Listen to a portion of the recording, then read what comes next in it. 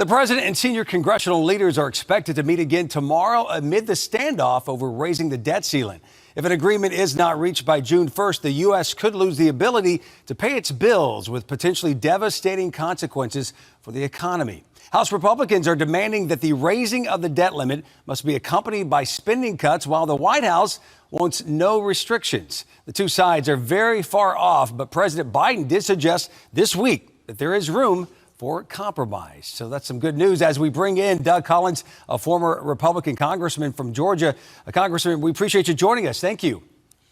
I'm glad to be here with you. All right, so help us out a little bit, us regular folks, with some specifics on what your party has in mind, such as the IRS agents or the higher tax brackets or even the free money handouts. Well, again, this is one of those for the average person looking at it, they don't understand this because it's not something the average American gets to do. And that is decide on a debt limit. The first thing to understand between the parties is this is money already spent. So the debt limit is something that this is money's already spent, not new monies. And that should frame how people look at this.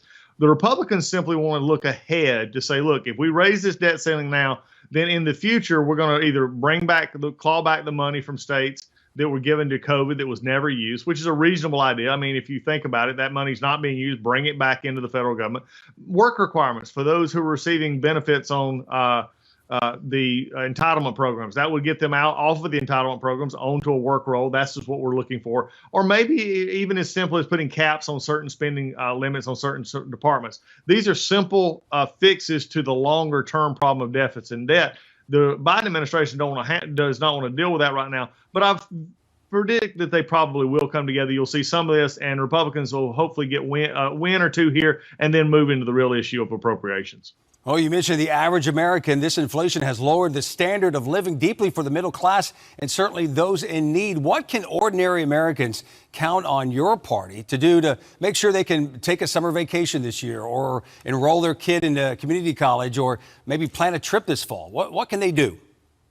Well, I think the biggest thing is focus on what actually we've seen work, and that is getting an economy that is growing.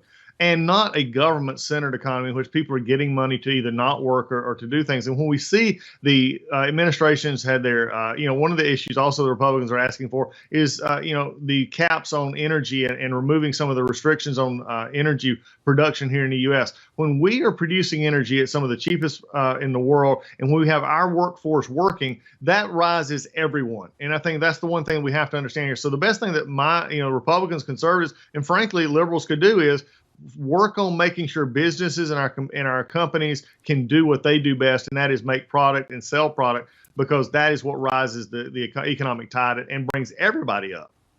Well, you mentioned that was one of the things President Trump mentioned in his town hall meeting the night before, that's the first thing he would do is make sure drill, baby, drill is what he said. Well, and we heard President Biden say no conditions before this week's meeting.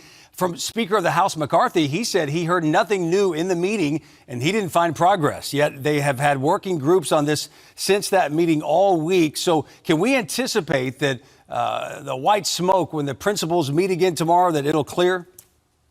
Not tomorrow. Let's see, they're given a tentative date of June 1st. I would look for something to happen around the last day of May, 10 minutes before. This doesn't work quickly. There is going to be a lot of dramatic role playing coming up. You'll see more toward the end of the month. What you should see tomorrow is maybe a move toward here's what we agreed upon. And I think you even heard a little bit amazingly enough about that from the president the other night when he talked about the money that I mentioned earlier about clawing back the COVID money, the billions of dollars, almost $50-60 billion that is out there that states have not used. I think that's like I said, the president mentioned that the other night. So you may see little hints and glimpses, but I would say this is going to be a start and stop thing for the next week or two, with eventually a deal coming about. But I want to emphasize for conservatives, if we get something out of what the Republicans, which I was very proud they passed this bill out of the House, if we get some things off of that, then I think that is a good thing and it should be counted as a win. If we hold out to make sure we get everything, I'm afraid we'll all be disappointed and will not get anything. So I think I'm hoping that we'll come to a good conclusion there. Yeah, both sides looking for big wins. Former Congressman out of the great state of Georgia, Doug Collins, thank you for joining us here on Centerpoint. Always good to be with you. Take care.